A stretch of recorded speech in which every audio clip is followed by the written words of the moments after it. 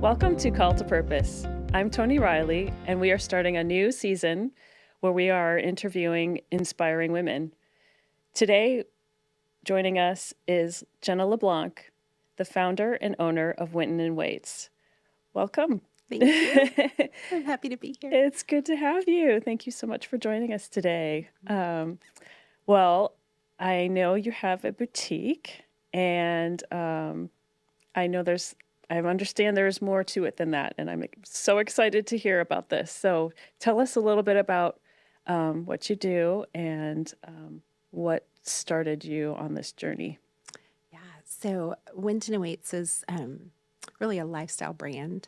So we have different segments to the brand. One of them is our retail stores, our retail segment. We've got a boutique in Fort Worth and one in Aledo that we opened just this past June. Congratulations. Thank you. So exciting. I know. And so that's really the place that people can come and experience our brand. We also are online, but we are unique in the fact that a lot of the products we carry, we actually design in-house. And so I launched a line of clothing this past January. We've been traditionally a accessories brand. We have a little bit of self-care and bath product, things like that as well.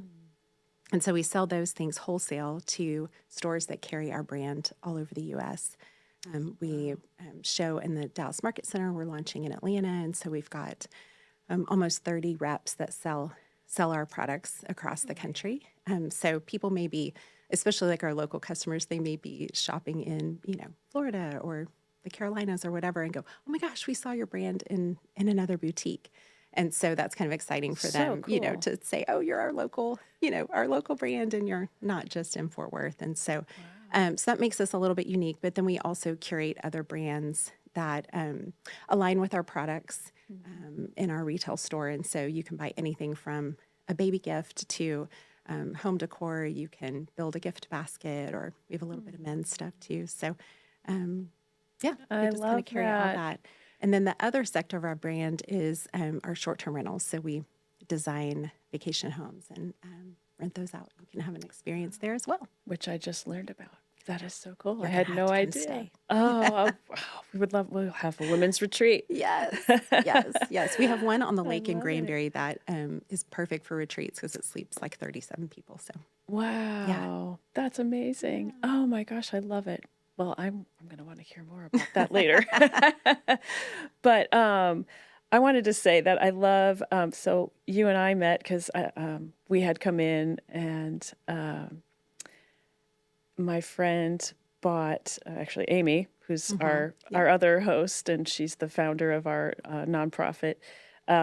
She had found out it was it was the anniversary of my mom's passing, and she bought some flowers that were on your premises. We had a vendor that we were hosting. You had a vendor in, and she bought a vase, and it was just so beautiful, and it was such a special moment. And I remember you saying something about this is one of my favorite parts about what I do is connecting people. So can you tell me more about that? Yeah, well, I think when I sort of witnessed you guys having that moment in the store, really that's part of the driving force of doing retail. Retail is super hard.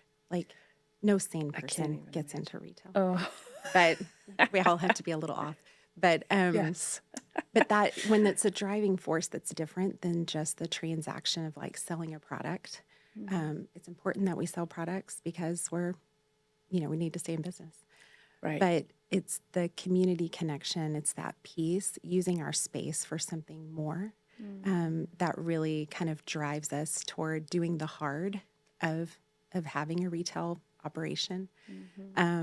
We do make and take classes, which, we have creative events and things, and you can come and host friends and have an experience together in the store. And there's just things that we do that are a little bit different because we care about the connection.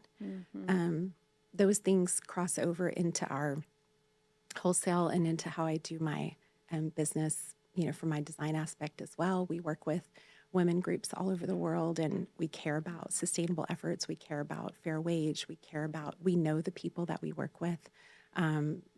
we work with a lot of artisans in India. We've been to India. We've sat with them. Oh We my know who they goodness. are. So all of those things are things that we care about, and it may not be the first thing that we talk about in our business necessarily, but we just trust that that God's going to use that Yeah. if we put that platform out there and that opportunity out there, that he'll use that, and he'll send us the people like you guys came in that day Yeah. and y'all had that special experience, and then that kind of puts wind in my sails too, to keep going and doing what I do because it's meaningful. Wow. Wow. Well, that's really inspiring to hear that that's like, so how did you come to that point? And I want to know, I also want to know, I've read online, but I want you to share, like where, the name Mm. Winton Waits came from. Yeah, so that's kind of all intertwined. But when people ask that question in the store, we don't necessarily have a lot of time to talk about it. Kind of my short answer is Winton Terrace and Waits Avenue are two stores that I lived on in Fort Worth. And those that are from our area are like, oh yeah, I know those know that. streets. Yeah, Yeah. exactly. Yeah. But Winton Terrace was where my life just completely fell apart. And Waits Avenue was where I moved next. And it's not that things got resolved at that address, but it is where God reminded me that the things that I did could still be beautiful, even if it wasn't what I expected. And that journey for me is what kind of launched me back into this space that I'm in now. And just with a desire to do it a little differently. And have more meaningful connections, because let's be honest, I'm kind of in a luxury space, as in like it's not essential. We especially learned that in COVID, like what I do is not necessarily essential to living and breathing. And so there Right. has to be more to it. Right. And I think because I went through that journey of a really, really broken place, that God is continually moving to beauty. I wanted to see if I could connect this non-essential part, something that God's created me and gifted me to do, and something that I love doing. But how can I connect that and make it more meaningful and less just like a transaction? So, Right. Right. I think it's amazing to hear so many stories about how the bad part of COVID, what the goodness and greatness that came out of COVID. yeah, Everyone says, "Oh, COVID was awful," but I've heard so many stories recently. Well, if COVID didn't happen, then we wouldn't have gotten to this place, or we haven't, which is what my book's about, is all the good that came out right, of all the bad. exactly. It's amazing to me how many stories it is, and more and more recently, I've been hearing those stories about, yes, I was doing this, and yeah, it was bad about COVID happening, but look at how much greater it is now because of COVID. Right. Because you may or may not have done necessarily those things, at least maybe not right away. Yeah. But Yeah. the fact that because of COVID, you ended up becoming greater and being doing more kingdom work, perhaps. Yeah. It's Yeah. just And God beautiful. had started that in me, long before we didn't even know Yeah. COVID was coming. Yeah. But he had started that in me just because of what had happened in my personal life. And so, it was back more in like 2013, 2014 Okay. when my life really started heading in a direction that I hadn't planned. And I ended up going through a really destructive and difficult divorce. And I wasn't a child of divorce. I wasn't, that just wasn't something that I was You didn't know. experiencing. Yeah, Yeah. exactly. You didn't know. And, but I had, now that I'm able to sort of like step back from some of that, and through the course of just, counseling and help and support over the years, just realizing that I was in a really destructive marriage long before what led to our divorce, which was an affair and some really difficult things Mm-hmm. that happened. And I share a little bit. You had said that you had read a blog post on our website, and I share a tiny bit about just how jarring the effects of Yes. going through a relationship where there's an affair involved. But Yes. what I realized kind of walking out was that the affair really was, well, it wasn't the first time that something had happened outside of our marriage, but that wasn't the most offensive part. It was really an emotional trauma that just sort Yep. of resonated in all these things. There was a lack of mutuality. There was a lack of just care, and it just piece by piece just tore away at who I was. And, you know, we're responsible for our own selves, right? Yes. We're responsible for that. But when you're in a situation where there's deceit and there's just constant Trauma. information and trauma, that you're having to work through. And again, like I didn't have a friend going through that. I didn't know how to do that. Yeah. Yeah. And so I look back on it now and I'm like, wow, girl, real proud of you. Like, you made it through. Thank God and But thank God you're not in that anymore.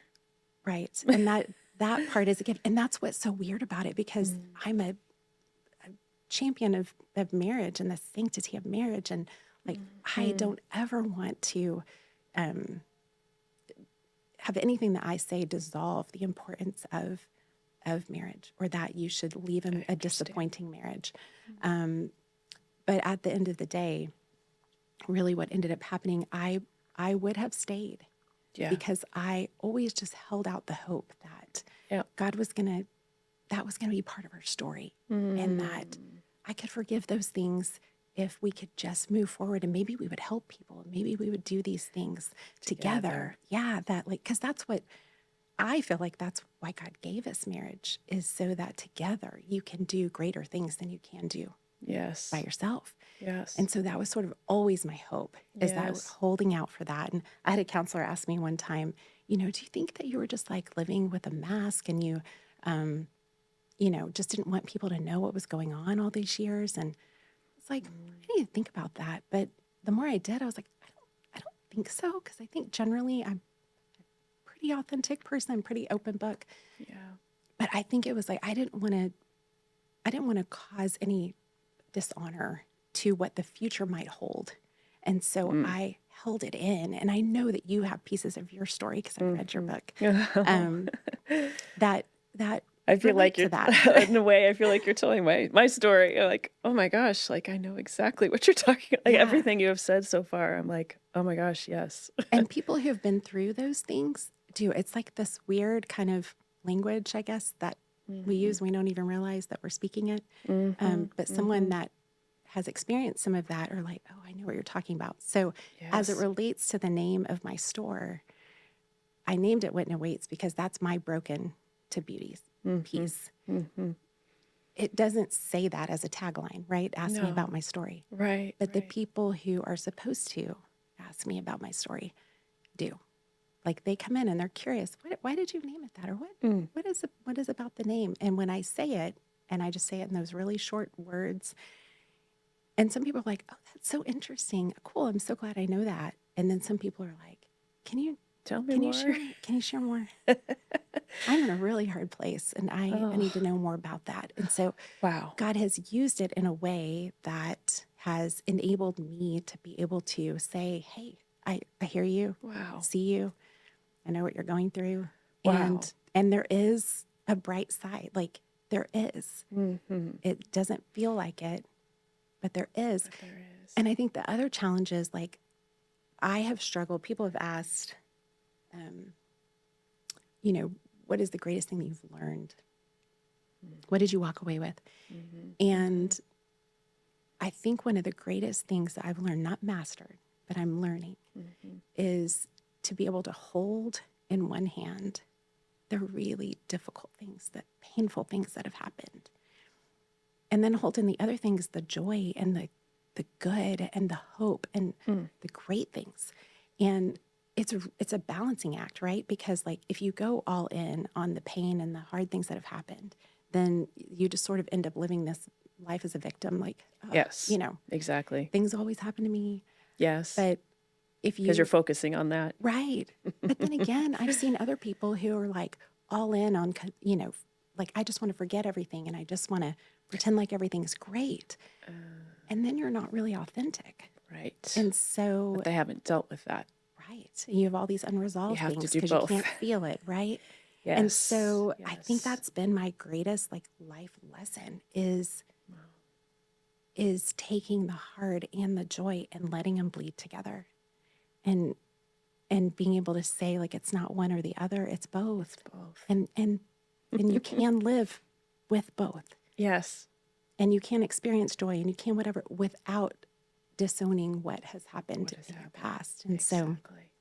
so all of that, I mean, it's a long way to say what is the name No, this about, is but fantastic. No, keep going. all of that is really the driving force. I grew up in the fashion industry. My mom's a designer.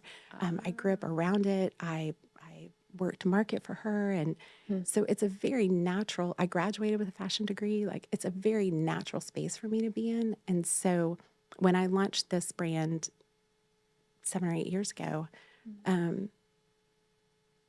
it was just, I had done things in the space before. I'd had a retail store before under a different brand.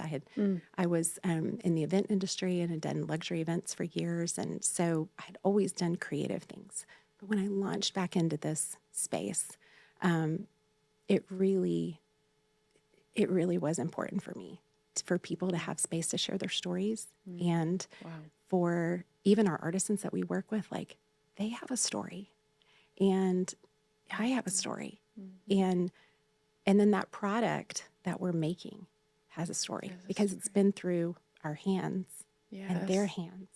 And then it gets into your hands. And then like Amy did, she bought a gift for you. So it's like from Amy's hands to your hands, you know, she has a story, you have a story. Yeah. And so. And then I shared my story with, with Yes. you. And then you shared your story with me. I mean, and here like, you it's are. crazy, right? It's crazy. It's crazy. Stories really are what connect us. That is what, that's the most meaningful part of our earthly life, I think. Yes. Is our stories. And they're not always pretty. No, they're not. And I know I say this in my book, but I can actually go back and thank the person that I had that awful relationship with, as difficult as is. And I'm not taking away from the horribleness of it, but I am thankful. I never want to go through it again, but I'm very thankful because he has taught me so much. And I don't know if I would be sitting here right now if it weren't for that. And we've gotten connected with Hager's Heart, which, you know, I know you It's a dear to our heart too. Yeah. So it's just amazing. And if, you know, and I had asked about sharing, someone had warned me about sharing a particular story in my book about them coming back at me, like, what if they come after you? And it was like, and I prayed about it, and God was like, well, if you don't share it, you won't be helping as many people. And he's like, trust me that I'm going to protect you. And, you know, and I've thought, well, if they were to come after me, I'd say, so you're admitting it's you, that you did that.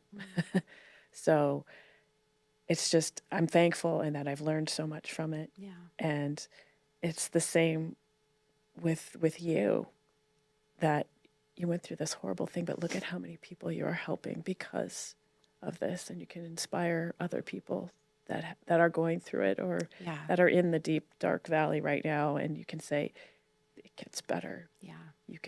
We can get through this, and lead them to the Lord and inspire them.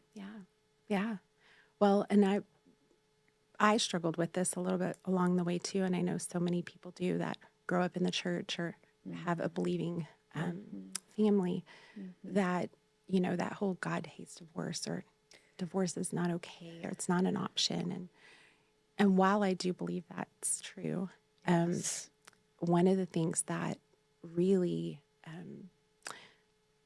that I learned in the process. And there's actually another book that I want to share. I feel like this book and your book, if somebody is going through something like that, if they could just add these two books to their shelves.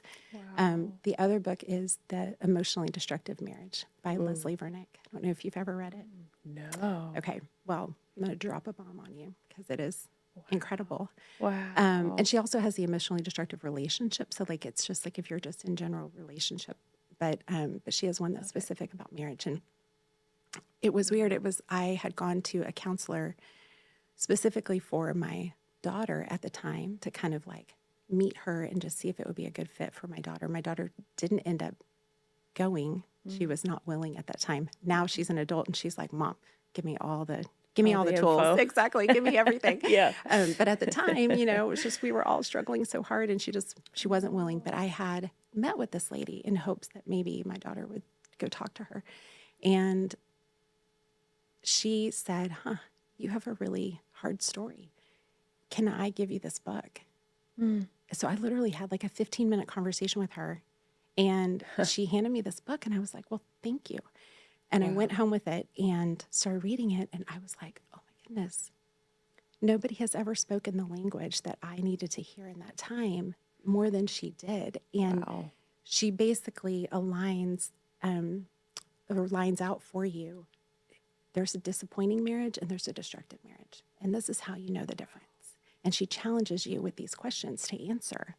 And then if you're in a disappointing marriage, okay, these are some tools and these are some things you can do to encourage your marriage to move in a different direction. Oh my goodness. And if you're in a destructive marriage, these are the things you can do to either stay well or leave well. And it was a pathway to get me to a point where I'm like, okay, I have a firm footing. Like, I have been to counseling and all of these things and I know you guys talked about this on your previous podcast, like there's a difference between good counseling, bad counseling. And it feels really hard to challenge somebody when they're in the professional space and you're like, this is not working. This doesn't feel good. And I had been to a lot of those that I'm like, this doesn't feel good. I had done counseling with my ex-husband and it was really, really hard. Like a lot of that space didn't feel, it felt like continued abuse in my life.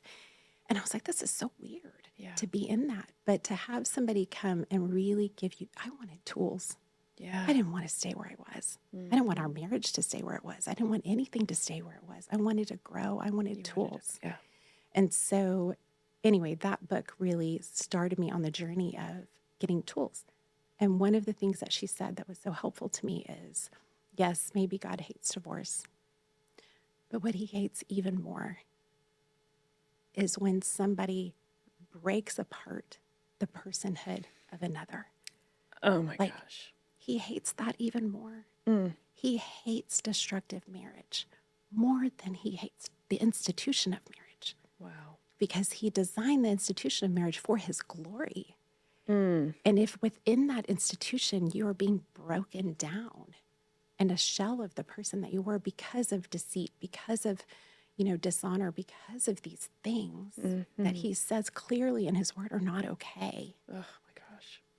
And that there's a lack of desire to change, then all it is a big pile of destruction. Right. And he doesn't that want more. that. Yeah. Yes. And so that gave me something to hold on to that, okay, I'm not doing wrong by asking this person to leave this affair, to and then finally when he wouldn't, just to say, then release me from this place, because Yes, amen. I want a life that's different. I want to grow. I want to be a whole person. Yes. I want to have something to offer and not be so emotionally full in my own home where literally you can't even breathe anymore. That I don't have anything to offer anyone else. Wow. And so once I realized that, I could really sort of take hold of my own journey and my own healing, which was a long process, still is a long process. Sure. But going back to what you said about being grateful, it feels weird to say that I would be grateful for my husband having an affair, but the reality is I really am, because it was the one thing that I was like, okay, I know that's the dividing line for me. I can't stay. I can't stay with this continued situation. And so it gave me, it just made me brave. Wow. And so the Lord allowed that to happen so that then he could save me from whatever the future looked like, remaining in that space, remaining in that relationship. Right. And he's brought really beautiful things that I wouldn't have had the opportunity to experience otherwise. Wow. I'm remarried now, and I would not have had the opportunity to experience somebody who looks at me and just says, like, I just love everything you do. Like, I want to be a part of it. I want to be involved. I want to love help it. you. I want to physically, I'll give you my physical time. I'll give you my financial resources. I'll give you my, whatever you Oh need. my goodness. I will give that to you. And in me, it makes me respond in a way that's like, whatever You you want to do need. want. Yeah, whatever Exactly. you Oh want. my gosh. Exactly. Yeah. I mean, it's He's just like that, like, lifting you outserve up. one another. Yes, Yeah. yes, yes. So, so that's been a special, a gift that I didn't deserve, but I But you got. would have never received it if it hadn't been Right. for, yeah, Yeah. And people are people. Like, yeah. we're all hard, right? And my husband now, and we dated for 5 years before we got married, before we got engaged, and then another year before we got married. And so we did a lot of work, a lot of hard work. He came from a really hard place. I came from a really hard place. And I just kept giving him, like, we laugh about it now, but I'm like, okay, I'll give it till October. I'll give it till January. Like, he didn't know that I was saying this. I think he was too. But I mean, then come October, like, I see these little, like, pieces of him that, like, he's willing to grow. He's willing to change. He's willing to do these hard things. And I am too. And so, like, okay, let's see where we can go next. And then all of a sudden that led to, we had enough, experiences together that launched us into the space that, like, okay, we feel confident moving into this marriage relationship because we're committed to never stopping the growth and the change. We're willing. Yeah, you're both willing to make it work and doing whatever it takes. Well, I really, really appreciate you sharing your story. It took a lot of courage, I know, to do that. And I have a feeling this is going to inspire and help a lot of people. So I'm so glad you shared that. Yeah. And you helped me too, because I love the book you mentioned about it's either disappointing or destructive. That's like, that really resonates with me, because you're right. Like, if there's a big difference between disappointing and hard destructive. Marriage is a marriage that you should consider leaving. Some Exactly. are really worth reinvesting. Some are really, yes. And I've seen that happen. I've seen people, I mean, even after affairs and different really difficult things, Sure. but I've seen people repair their marriages. It can happen. It can. But both parties have to be willing. Exactly. Yeah, you both have to be in it fully, 100%. Yeah. And that was something I write about too with my current husband as well. Like, he's in it, I'm in it, even when we fight, even when we disagree, even when, we're cranky or whatever. We we make it work. We want it to work. We want don't it to work. Yeah. So I love that. Thank you so much for sharing that. You're welcome. So one last question for you. How do we know that we can trust God? That's a multifaceted question. But Besides his promises, Totally. where have you seen him where you're like, oh my gosh, yes, of course I can trust you? I could write a whole book on the things that where he has shown up. Maybe you should. Oh my gosh, I'll leave that to you. But there was a moment I remember, just kind of in, like, my deepest place, and I was at church, and it was during worship time, and I just remember thinking, if I lose everything, like, if everything goes away, if I lose everything, including, my family, my kids, what if my kids don't trust me anymore? Like, just, there's so much to lose. But if I lose it all, is God enough? Oh, wow. Is he enough? And I'm singing these worship songs that I've sung, and for years, And now I have to like put that into action. Like that's what I felt is, how do I put that into action? It's my time because my life is falling apart. And I remember in that moment agreeing that he's enough. Wow. He's enough. And I think when you're on a spiritual journey, there's always that like, oh, well, sure, when bad things happen or whatever, like I trust God until they do. Until they do. And when you're there, I didn't know what I would do. I didn't know really what I would say. I was asking myself that question, what are you going to do? But when I made that decision that he's enough, it changes everything. It changes everything. And so, because not only do I say I can trust him, but I'm willing to live that out. And so that has played out in my personal life, not perfect. No, like, nothing this is. Not the world is Nothing not perfect. Is. Life is not not until perfect. We get on the other side of eternity. Yes, yeah. It's broken and hard. Yeah. But it's played out in my personal life. It's played out in my work life. It's played out with my team that I work with the women I get to work with all over the world, with my friendships and relationships. I can trust him. He's proven that. Amen. And I'm so glad that I made that decision and didn't go run the other way. Wow. Well, you are a true testimony of being in that place and being okay with God's will. Yeah. And other people will too. Yes. Well, thank you so much, Jenna, for sharing your story today. Of course. And yeah, a little teary. Yeah, I know. Me too. Man, I was trying to get my lip not to quiver. Thank you so much, Jenna. Absolutely. And please tell us your website address. WintonWaits.com. Okay, great. Thank you so much. And thank you so much for joining us today. We look forward to seeing you again next time. If you'd like to reach out to us directly, you can reach us at yourcalltopurpose.com. Thank you.